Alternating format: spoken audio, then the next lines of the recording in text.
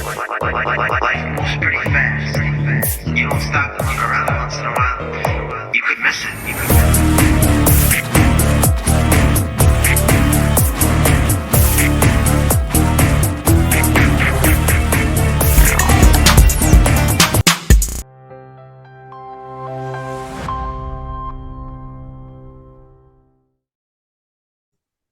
Hello, baby. This is the Egyptian Lover. And you're listening to X Vibe Radio. Boom. Ow! Rock and roll. Oh, awesome. Thank you much. And if you're ready, then I am too. Let's do it. Here we go. All right. Hey, guys, you are listening to X Vibe Radio. This is our special edition of KONVOS. I'm DJ D Phoenix coming to you out of New Mexico today. And I've got the absolute pleasure of hanging with one of my favorites from back in the day, who's still going strong. Would you please welcome Greg Broussard, better known as the Egyptian Lover. Greg. Hello there. What's going on? Hey, man. How are you? I'm doing good. Good. Gosh, I don't even know where to begin. What's new in the Egyptian Lover's world? Wow, so much. I just released 3 albums called 1984, 1985, and 1986. Saw that. Yeah. Okay. And I just finished 1987, which is getting wow. pressed right now, so it'll be out in about 6 months.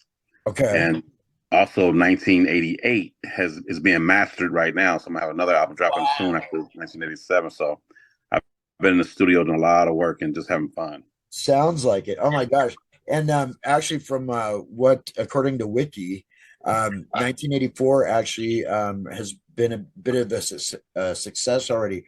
Where are these available for listeners to be able to go and find this and purchase it? Well, the vinyl itself has sold out. You can actually download the WAV files from Bandcamp. Okay. So just go to Bandcamp, put in Egyptian Lover, you can get all the albums. They even have the instrumentals on there. So for the DJs who like to play instrumentals, sweet. I have those albums available as well. Okay. Cool. So that's Bandcamp, and just look up the Egyptian Lover. Yeah, and that's my albums on there. Okay, awesome. So I don't know. I know probably a lot of the listeners are definitely got to be familiar with Egypt, and I know this has got to be something that you probably answered, and talked about countless times over the years. But I know that for a lot of us, Egypt was the first track that introduced us to the Egyptian Lover way back in club days. And but just out of curiosity, though, I mean, it's like, yeah, like you've got all these albums coming out, and so you haven't really stopped. No, I've been since Egypt came out. I started touring, and I've been touring ever since. And then I started putting DJing back into my concerts, and when I started DJing again, it really took off. I mean, everybody wanted to see me DJ. Well, yeah. And, they didn't know I was a DJ. They thought I was just an artist. So when they see me DJ and doing all these turntable tricks, the promoters, the kids, they love it. And then I started bringing my 808 with me to the clubs. And now they're seeing me play the 808 live and hearing the beats live. And they just love it. No doubt.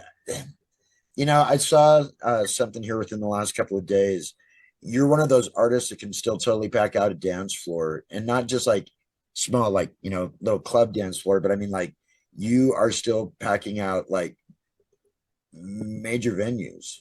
Oh yeah. Festivals, all kinds of stuff. It's fun.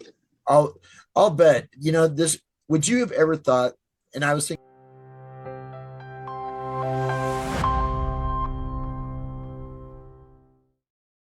I mean, everything. Nice.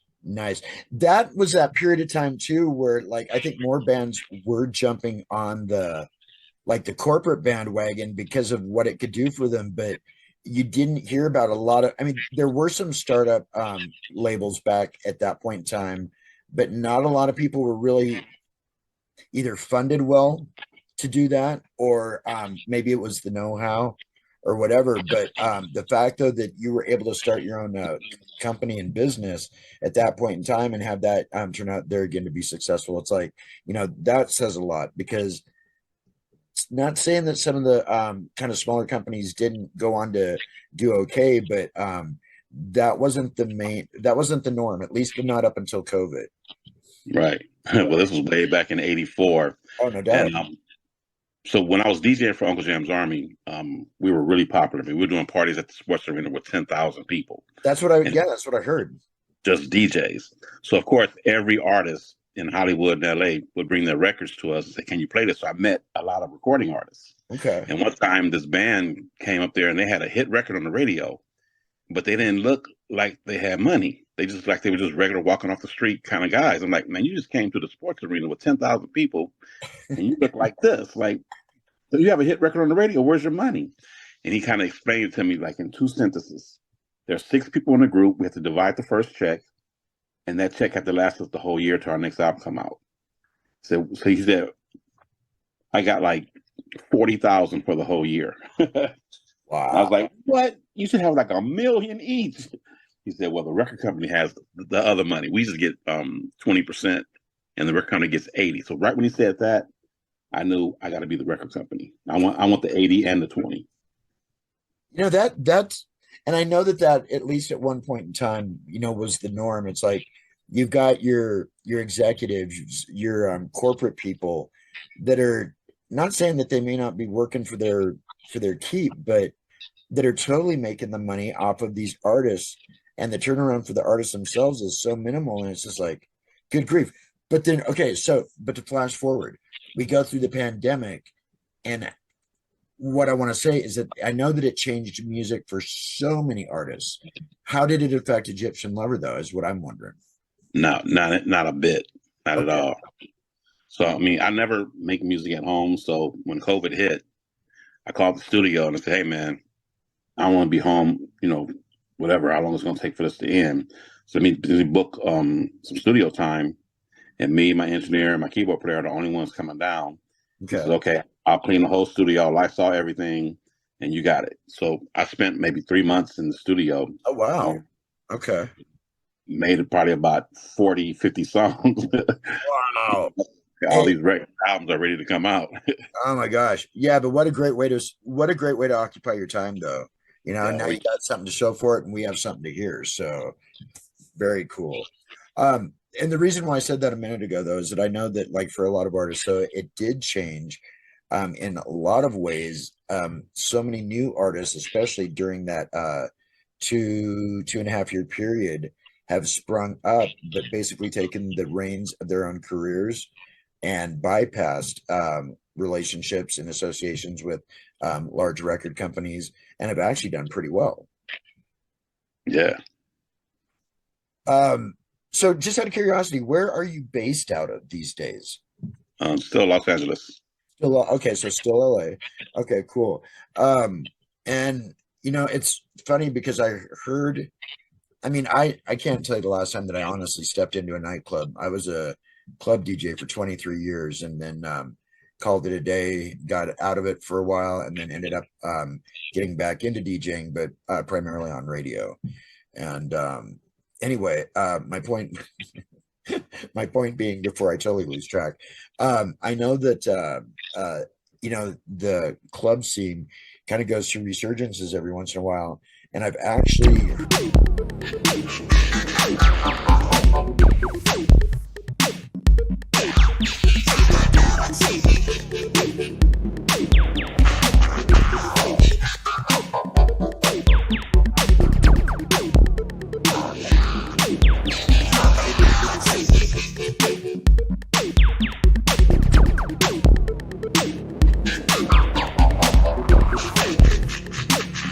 I was thinking about this when I just got back to my place a little bit ago. I wanted to ask you, did you ever think, when you first laid down the beginning pieces of Egypt, did you have any clue that that you'd write it this far, this long, and this I had no clue. I'll bet. I just want the record to play at the parties that weekend. I love those little behind the scenes stories of, yeah, things like that. You know, because I mean, that's one of those tracks that you know, from the very first note, from that very first sound, you know what's coming, and it's just like, I don't know. You know, one thing I was thinking about too is that you've crossed genres, because Many times. oh my gosh, yeah, no doubt. Because obviously the track is super popular and actually really well known for its association, especially with like the whole b-boy movement way back in the day. But then again, though, too, it's like your music was also totally appealing to like your club kids. Oh yeah. Oh yeah, yeah, and I got to raise my hand on that one. So I don't know. I mean, and my listeners know what I sound like, and I don't want to totally dominate the conversation. Um, what and there again, I know that you've probably been asked a million times, but what are some of the aspects of having done Egypt, seeing it take off the way that it did, and all that? Like, what are some of your kind of I don't know, memories or feelings or thoughts about the success of this absolute classic track? Wow. Well, man. Well, I did a song called Dollar Freak first with Uncle Jam's Army, and B side was Yes, Yes, Yes, and the radio station was playing it, all the time. Like every couple of hours, you would hear one of the songs. Cool. And I had made Egypt right after that, like a week after I did Dollar Freaking Yes, Yes, Yes, but I had to hold it for 6 months just so I wouldn't kill Dollar Freaking Yes, Yes, Yes. Really? Okay. But I used to play it for a couple of friends, and I even played it for the radio station, and they were like, "Man, we can't wait for this one to come out. This is incredible." So I already knew the record was good before I put it out, because Right. only one person said they didn't like it. Really? Only one person, and Okay. so I was ready. Maybe like 30 people said it was a hit, and one person said, "No, nah, it's no good." Blah, blah, blah, blah. Um, I made the record. I waited 6 months. I brought it to the radio station first, and K-Day played it.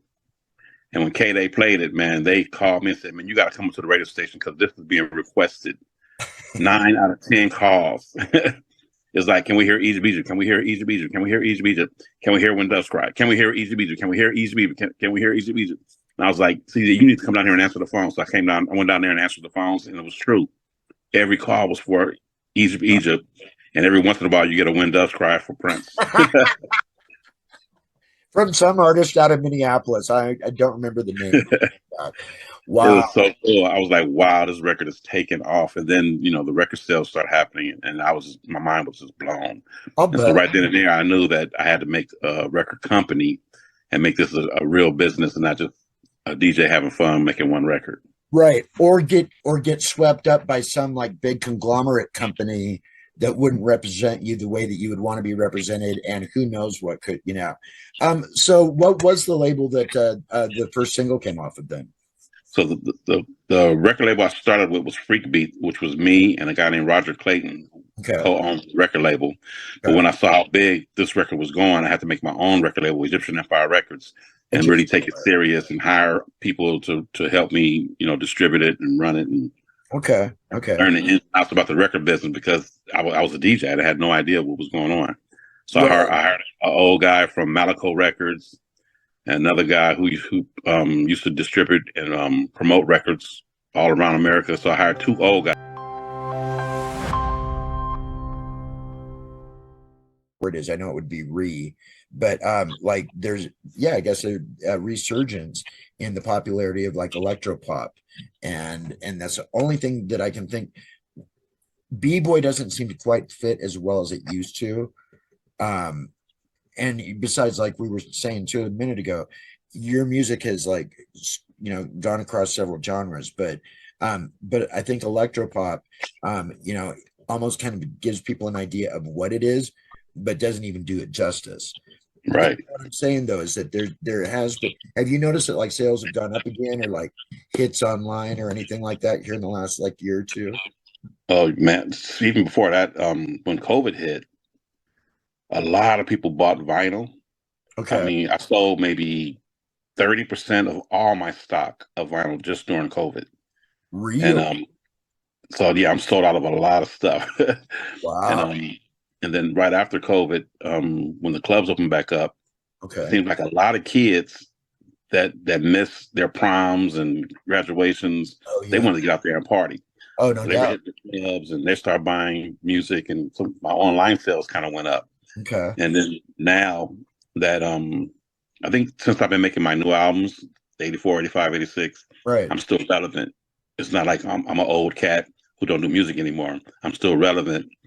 And then they put one of my songs on Grand Theft Auto, and I got a lot of hits from that. And it's like, wow, this is pretty cool. Oh, okay. And you said it right there because I know that Grand Theft Auto series has done amazing, amazing stuff in the resurgence and the repopularity, or the kind of like rebirth popularity of a number of artists going all the way back into the 80s. Yes. I think actually Grand Theft Auto is probably what gave A Flock of Seagulls their boost again. And a number of other artists, and from a bunch of different genres. Yeah, because all these young kids have never heard these songs before, and now they're hearing them, and Oh, no they look doubt. up artists and they buying their albums. It's Oh, no fun. doubt. Having gotten the chance to talk with a bunch of different artists over the last few years, I know that there've been a couple of times, like even David Sterry of Real Life, was acknowledging the fact that there's a lot of, and Andy Kariaka of Modern Romance. There's a lot of young people in the audience that are singing along with him, and I'm sure you probably have to see this too. That's like, Yes. how do you Wow. know the lyrics to this song? I asked one person because one girl was singing every song. I said, "How do you know all these songs?" She said, "YouTube." I said, "Okay, wow." That's somebody doing their research then. Yep. That's awesome. Well, and honestly, especially for the listeners today, I want to make sure that y'all know that it's not hard to find Egyptian Lover online at all.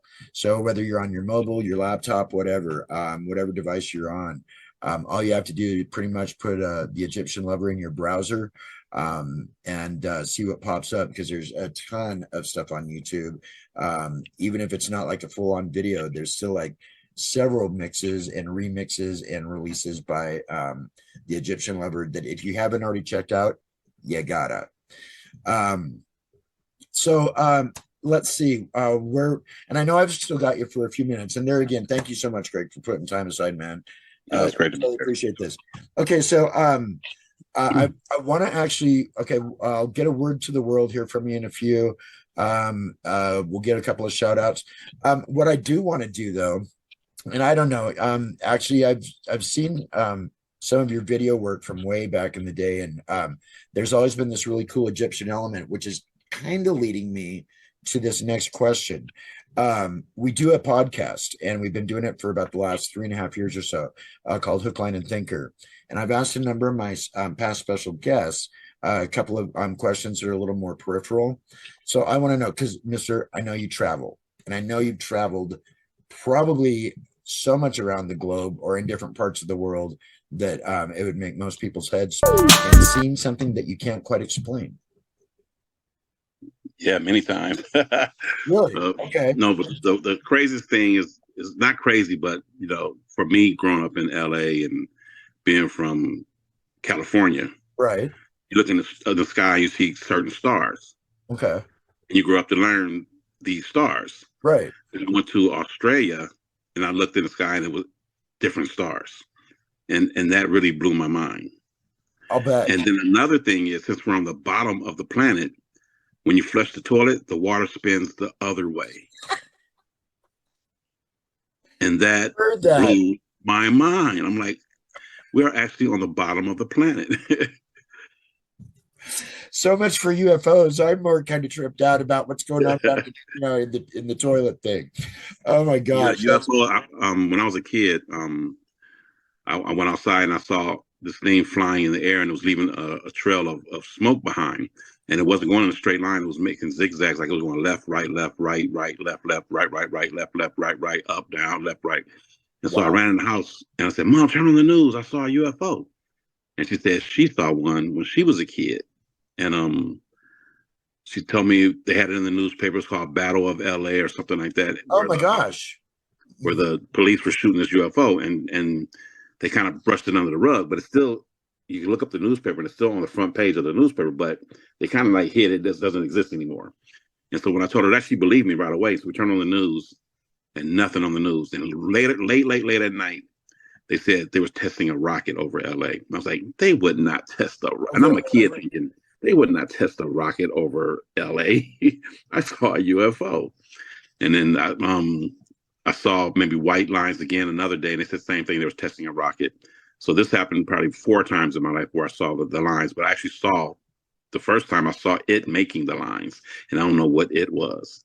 Wow. Wow. Well, of course, and that's one of the things that we talk about on this podcast is that, it's like they come up with some real wacky explanations. In fact, my best friend and I, he hasn't seen the series before last night, and it's a couple of years old now, but we just started watching Project Blue Book, kind of more updated version of like Project UFO from like back in the 70s. Great acting, great script, and I forgot how much they actually utilize J. Allen Hynek, if you're familiar with that name.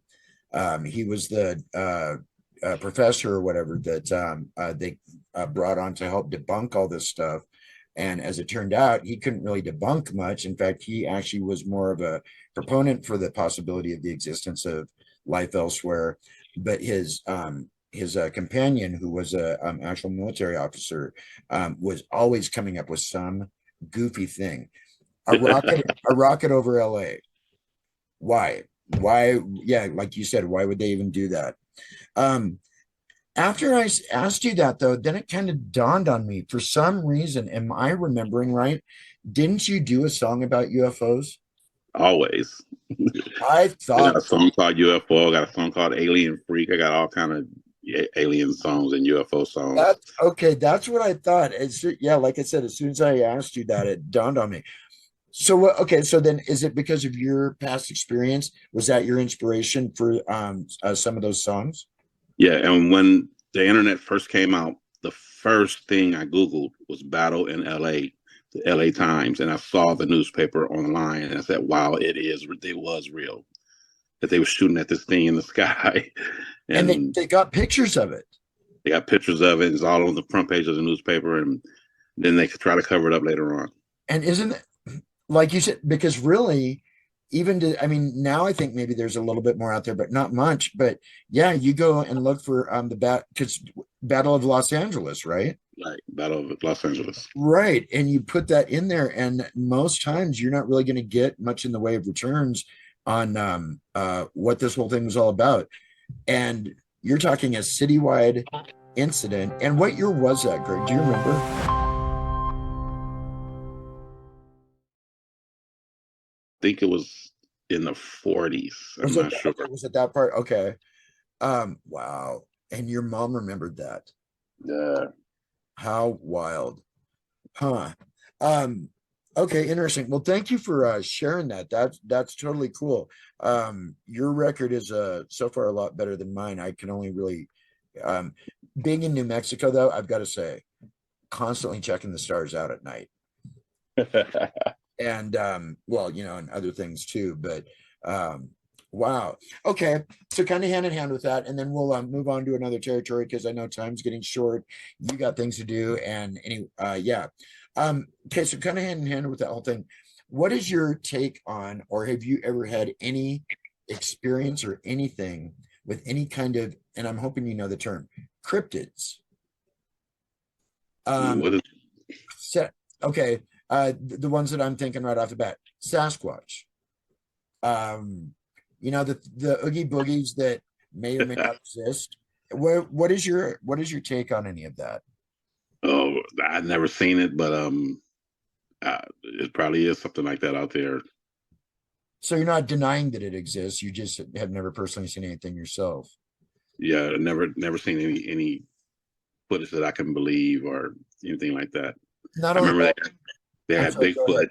and a guy had passed away, and he had a Bigfoot outfit, and his family was saying it was him, who used to walk around and do stuff. So that's just one of the areas. But I know they had Bigfoot in other areas too. So you never know, something like that could be out there. Right. Well, and actually, originally I'm from Washington State, and we are totally surrounded. A lot of the reasons why too is because of the amount of tribes that are up in that area. But Sasquatch just is almost kind of like ingrained into our fiber from the time that we're really young kids, and But what I was thinking about a minute ago, and I'm sure that probably Sasquatch wouldn't be on the forefront of your mind when you're born and raised and live in LA. Right. Or Probably the not a city lot. for us. Exactly. Yeah, no doubt. Yeah. So, go figure. Okay, cool. Well, fair question and a super honest answer. So, awesome. What I would like to do, and then we're going to probably either run out of time or we'll call it good there shortly after. Um, uh, okay, so actually, let me backtrack there a minute. So you said that there's still albums in the works coming out, touring. Yes. If listeners ever want to catch you live, you have anything on the horizon yet, or what's going Yeah, I on? got a whole tour. You can look at it on my Instagram. You can see I posted a tour, and I'm going to update it probably in a week. But yeah, I'm going to a lot of places. So it's like Las Vegas, Mannheim, Germany, Washington D.C., Phoenix, Miami, Denver, Antwerp, Belgium, New Orleans, Wow. Paris, Barcelona, back to Oakland, London, Berlin, Italy, Holland, South Korea. So it's gonna be a busy year. Oh my gosh. Oh my gosh. So maybe I should put my foot in the door now for a return visit maybe next year then. Well, this year is my 40th anniversary. That's why a lot of people want to see me this year. I'll bet. I'll bet. Well, first of all, happy anniversary. And there is absolutely no sign of you stopping. And I think that is just totally awesome. So the best of everything as you embark on this tour. So you're going to be gone for a while. You know, I always come back. I go out and come back, go out and come back. I got three grand boys, and I Okay. love seeing and playing with them. So I'm always coming back home. I never stay out on the road for 2 weeks or 3 weeks or anything like that. I always come Okay. right back. Very cool. Very cool. So if any of the listeners heard any of those dates, well, even if you didn't, you said check out the Instagram and that'll have a listing of where you're going to be. Yeah, I got it posted on there. Okay, so find Egyptian Lover on Instagram, then, kids. All right, let's do a word to the world. We've got people listening in on X Vibe Radio tonight from all over the place. If you had anything to share with us, That's my three words. Enjoy your life. And for all the up and coming artists and DJs, be yourself. Do the music that you like to do. Don't try to copy nobody else. Find what you like, no matter what era it is, no matter what genre it is. Do what you like to do and keep at it. Just keep doing what you like to do. Do what you love. Because once you're doing it and you love it, it's not really work. It's just you putting out your own style and your own vibe. And eventually somebody else is going to like that vibe, and somebody else is going to like that vibe, and you'll come up with your own fan base. Unlike anybody else that's out. a 20-something-year-old, it seems like. That's all of us. I know, isn't it? It is. It is. So our eyes stay the way they were. No doubt. Well, I think what I want to do, and I know we're cutting it a little bit early, but like I said, I think that's all right. We got a chance to hang out for a little bit today with the Egypt. Oh, you know what? No, I do have a couple more questions real quick, and I apologize, but I want to know. So now I'm going to have to remember to go back and edit that so it sounds like it came beforehand. Influences. I was wondering about this earlier because of the fact that when you put that first music out, and there hadn't been anything else really like that necessarily, it made me start to wonder who were some of your influences when whether it be that you had them all along or whatever. But I'm just curious, especially back then, who were the ones that inspired you to do what you did? Well, the two main influences came from the beat came from Kraftwerk, the Numbers beat. And when I heard Planet Rock do it, it's like, wow, they did Numbers, but they made it more, more heavier. Made the kick sound more thumpier, so it sounded more black. And then, so I said, wow, if I do something like that, I want to make it even more bassier, more kick drum and just make it more club oriented, so people could just dance harder to the kick drum. And then the vocals, I got that from Prince. So Prince was more of a chant rapper, and on the end of Controversy, he did a rap, said, "People call me rude. Yes. I wish we all were nude." And man, and I said, that's not a rap, that's like a chant. So I kind of took that chant and put it with that Kraftwerk beat, and that became the Egyptian Lover style. And I'm so glad that you brought up Kraftwerk, because I'm sorry, but as a DJ, whether it was back in the day when I was mixing you guys or whatever, Kraftwerk and Egyptian Lover go hand in hand. Thank you. Oh my I love to hear that. yeah, I think probably one of my favorite mixes to do, but also one of the best mixes I've ever heard when other DJs have done it, is Egypt into like Trans Europe Express. Or no, not Trans Europe Express, excuse me, Tour de France. Oh yeah, of course, definitely. Yeah.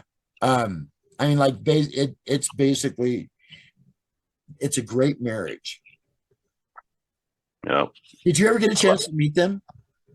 I think I met the one that did the drum programming once, but I mean, I did a show with him, but I never actually met him. So, Really? Okay. man, Okay. Wow. Wow. See, there again, like I said at the top of the conversation today, to me, this is a total honor, man, because of the fact that it's like, right around the time that I started DJing back in the day, straight out of high school, Egyptian Lover was one of the first albums that I ever had in my fingers. And so yeah, this is cool stuff. thanks, man. Okay, so one last thing, and then we're cutting loose because we already got our 10-minute mark. Egyptian Lover, any shout outs you would like to do to anyone? Wow. And shout out to all the DJs out there. Keep doing your thing. I don't care if you're playing vinyl, MP3s, USB, CDs. Make them dance. Make them party. Get them on the dance floor. Make them dance again, because now they're just walking around not doing anything. But no, put on a record, make them dance. Make them want to move. Make them want to groove. Make them feel it. Turn the bass up.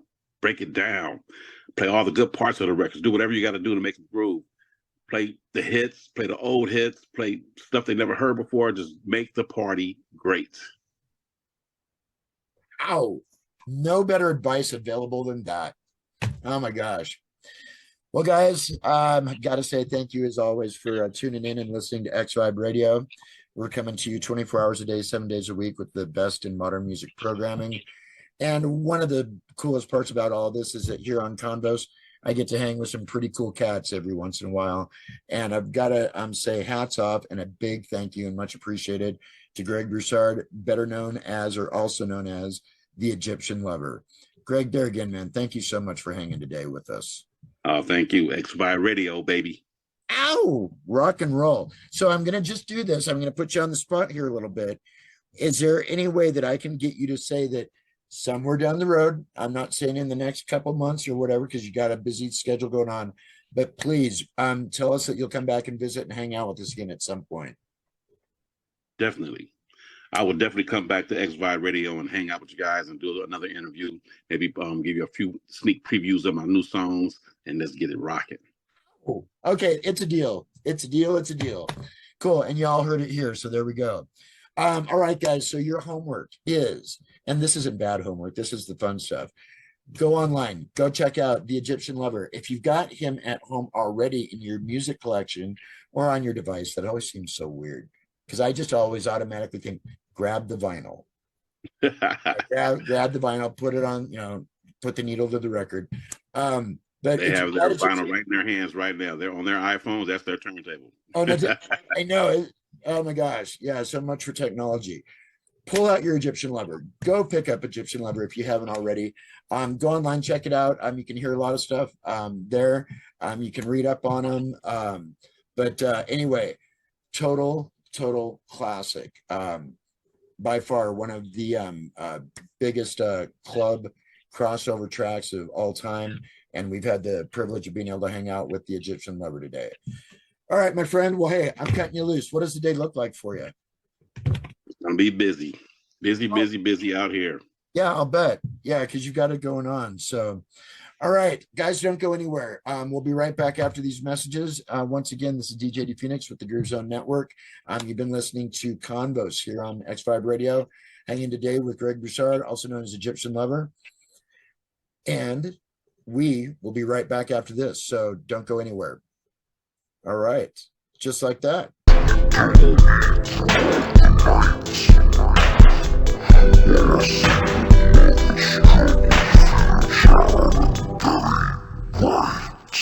No.